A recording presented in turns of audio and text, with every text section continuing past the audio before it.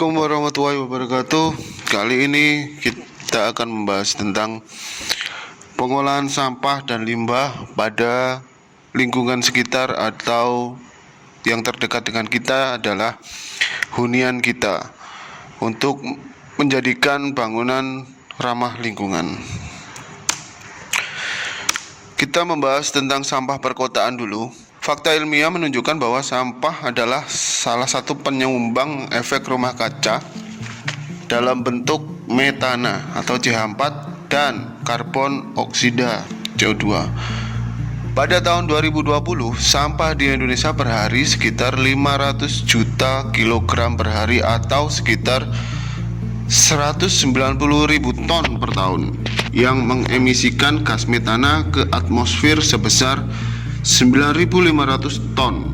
Jadi Indonesia ini menyumbang 9.500 ton gas metana di dalam atmosfer bumi. Gas metana mempunyai kekuatan merusak hingga 20-30 kali lebih besar daripada CO2, yang apabila ada di atmosfer dalam waktu 7-10 tahun dapat meningkatkan suhu sekitar 1,3 derajat Celcius per tahun.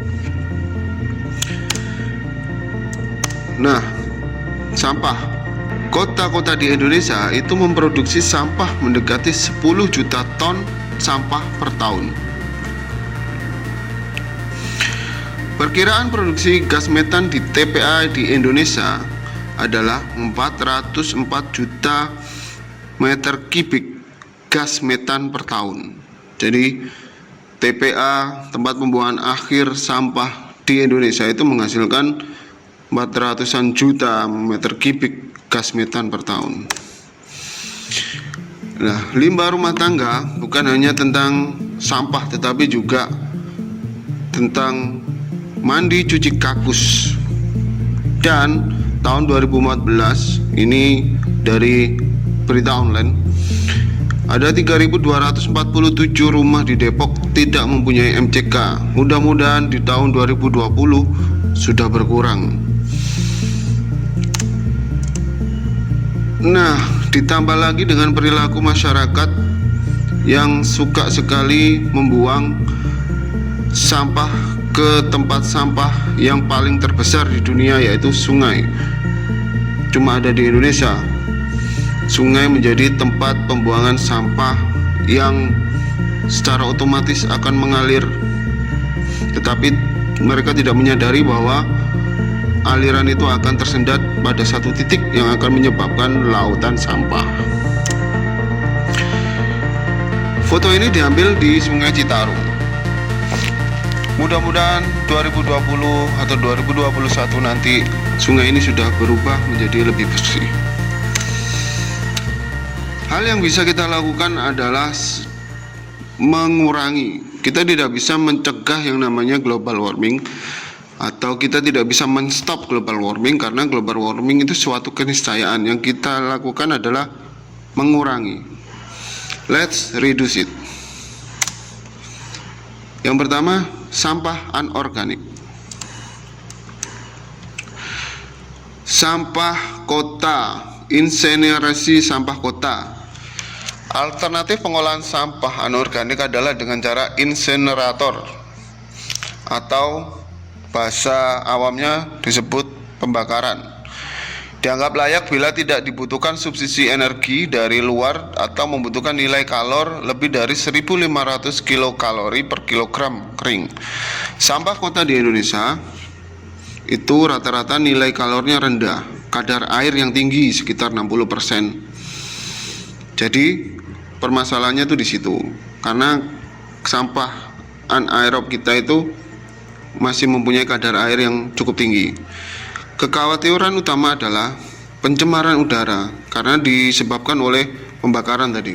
Yang paling dikhawatirkan adalah munculnya dioksin.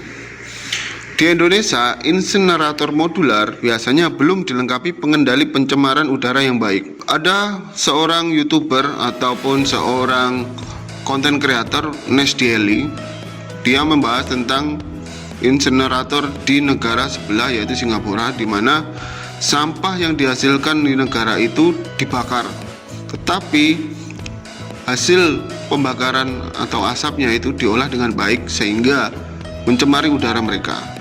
Dan hasil abu-abu mereka, abu-abu pembakaran sampah tersebut dijadikan sebagai bahan untuk menguruk pantai sehingga daratan mereka lebih luas dan bisa ditanami tanaman. Silakan dicek di Nash Daily tentang pembakaran sampah di Singapura. Tentang manajemen sampah, hierarki manajemen sampah. Ketika kita sudah mau berbicara dengan manajemen sampah, ada reduce, mengurangi, reuse, menggunakan kembali, recycle, mengolah kembali, kompos atau melapukkan ya, incinerate yaitu membakar, dan landfill, menimbun. Dan environmental impact, impact terhadap lingkungannya, ternyata reduce itu mengurangi itu jauh lebih rendah daripada kita harus men-incinerate atau membakar atau menimbun. Jadi tingkatan yang paling rendah yang bisa kita lakukan untuk menyelamatkan, bahkan untuk istilahnya mengurangi dampak lingkungan yang jelek, yaitu mereduce, mengurangi sampah yang kita produksi. Itu adalah dampak yang paling rendah untuk lingkungan kita. Reduce, mengurangi sampah atau disebut juga recycling, merupakan langkah pertama untuk mencegah penimbunan sampah. Reuse berarti menghemat dan mengurangi sampah dengan cara menggunakan kembali barang-barang yang telah dipakai.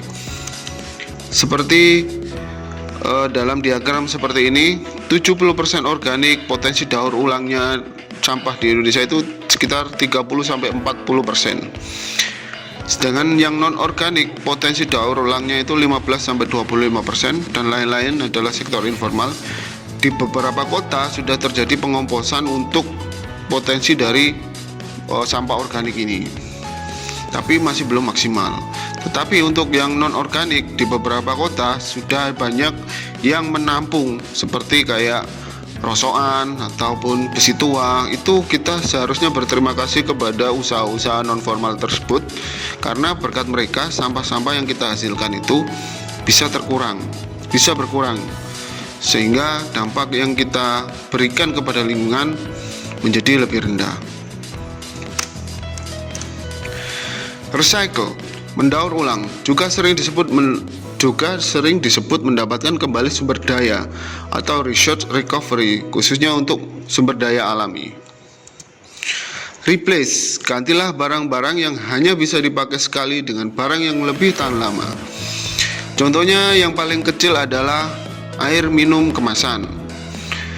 Jika kita bisa membawa air minum kemasan dari rumah dengan botol yang bisa diisi ulang, itu akan lebih menghemat daripada kita setiap hari harus membeli botol air mineral yang sekali buang.